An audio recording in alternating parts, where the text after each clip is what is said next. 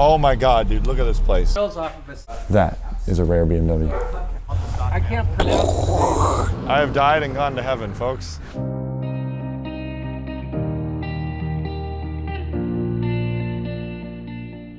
The whole point of driving new roads in new places is to explore what exists outside of your norm.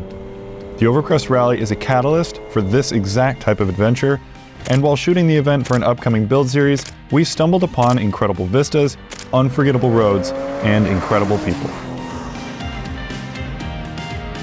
In this tiny place in Oregon, while on the Overcrest Rally, appeared a Fjord Blue twin-turbo M90 3.0 CS. After huddling around the car, we met the man, the myth, the legend, Peter Salzmaan. He had a treasure trove of rare BMW projects and very passionately wanted to share them with us. That's where this story begins. Oh my God, dude, look at this place. There's an E30 wagon sitting under a shed. He just pulled his twin turbo 3S into this building, and there's a Unimog behind.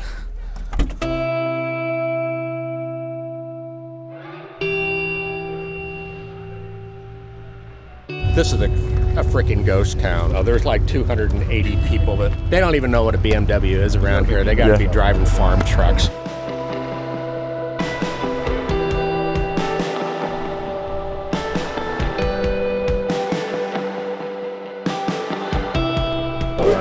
Oh yeah, the smoothies. That's so cool. Well, no, it's got 14-inch wheels off of the 1600 four-door.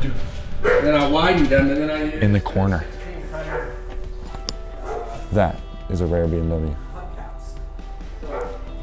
Is that a 700 or what is? This is a glass car. But this is just after glass. with a BMW motor. I mean, it's the BMW. Yeah. Well, this was right after the merger. Yeah. So for people who don't know, BMW wasn't doing so hot, and so they just started basically picking other car companies that had kick-ass designs and then putting their drivetrain in it. And Glas was one of those companies. This is a post-merger Glas. So it's a BMW 1600 GT. It looks like basically a miniature boxy Jaguar E-Type. And they're super cool. Holy smokes, this is right up my alley. Whoa. I was like, okay, 4 cylinders. There's 2 more. M20? It's a M20 with a 3-liter crank, so it's a 3-liter. Wow. It's got. How are the velocity stacks attached? Are they just clamped? Or they're not on there right now. That's why I chilling? didn't drive it down there. Yeah. I have to build brackets because I built these. Yeah. You know, and then had them chromed to miss the hydrovac unit. Man, you have like the dream setup. I restored it for a gal, and she wanted it Fjord Blue. Oh yeah. And so that's the only part that's Fjord Blue anymore. We were just talking about that last night. The 70s BMW colors is just the color space that the world should be. It's such a good palette. And this has got the Zender kit on it. Yeah. When Peter fired up the M20 car, it hit me how excited he was to show us everything on the property and prove that the car is run. I genuinely didn't think that this E10 was going to fit through the side of the garage until I realized the opposite. The garage was built for exactly that. These are original Zender flares. This body kit's 45 years old. I think I actually got him from Vasek Polak way back when. He gave me a lot of stuff. He was a cool guy. That's cool, man. I used to have a body shop. I restored this car back in the 80s for this girl, and it was, she got sandwiched and crunched, so now it's got a fuel cell in the back.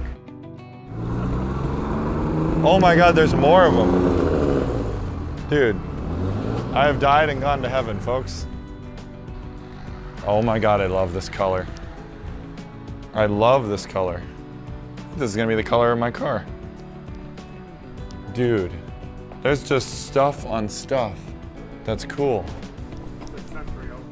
That's the real 2002. That's a fuel-injected, mechanically and fuel-injected 2002. And this was the best color combo too. Oh, it's so gorgeous. This one's like still got the Blaupunk AM FM. Yeah, it's all the original stuff. It hasn't been cut up or molested.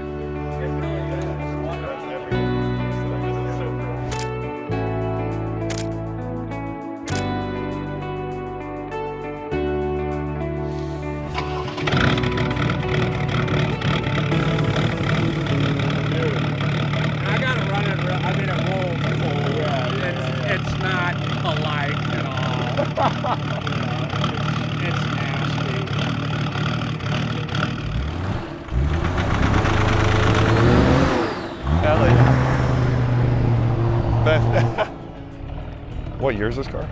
88. Oh, it's on bags. It's on bags. What? It's factory air? Peter's turbo diesel E30 Touring is the ultimate daily driver. This thing has factory hydraulic self-leveling rear suspension, which I had no idea even existed on E30s. Alcohol injection for what he says is good for passing semi-trucks, a manual transmission, heated sports seats, and one of the cleanest color combos I've seen on a late model E30. For Peter, this was just kind of a nice driver, but for us, or at least for me, this is the holy grail of slab-sided E30s. And the tow hitch. While Peter told me he had imported even crazier BMWs than this black Touring, what spoke to me most was his next car. Identical to my first BMW in high school, we shared an affection for just how capable these all-wheel drive E30s are off-road and through feet of snow. They truly are unstoppable as long as you don't break a front axle.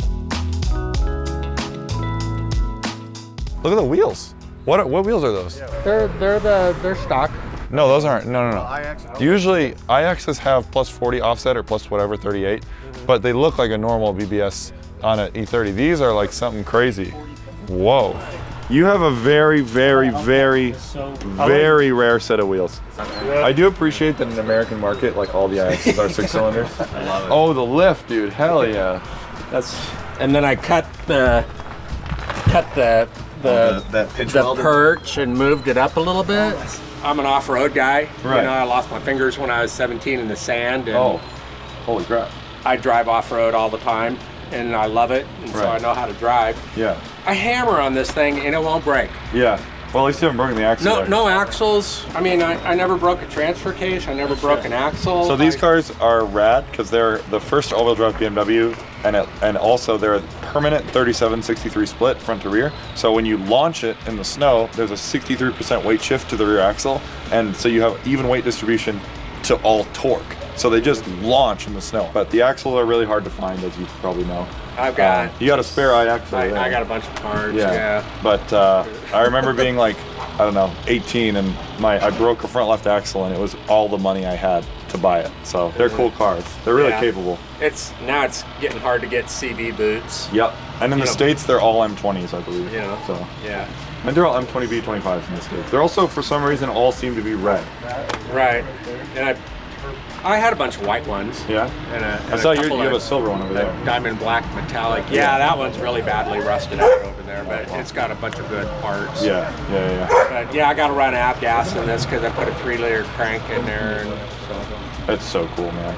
But it runs really, really good. Yeah. They sound awesome. M20s just like sound on a gravel road or something, you punch it, it breaks all 4 tires loose. Yeah. And before with the 2.5 and that tall of a tire, you punch it and it was like you're waiting. Yeah. You know, and then now it's a 3-liter. All of a sudden with avgas and a 3-liter, it's just like. Is it a crank from an M52, or what's the crank on it? An M50? Yeah, I guess so. A 24 valve crank. Yeah. And then it's just M20 upper end or top end. Yep. That's really cool. And I used. I didn't put Different a cam in it or bearings, anything because I wanted a good bottom end. Yeah. You know. And for it to run nice. Yeah. But if you do it again, you got to use a Carrillo rods because we use the stock rods, and we have to cut those and then cut the block for clearance to the where the bore ends. The Carrillos are nice and smooth and round. You don't have to do anything. Right.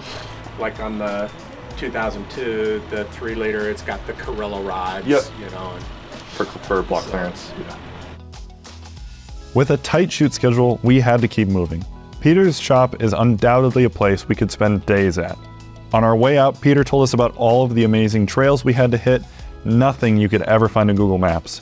He's a total enthusiast of wheeling these cars. If there was a car you want to know more about, throw it down in the comments below so we can pick Peter's brain on our next adventure out west.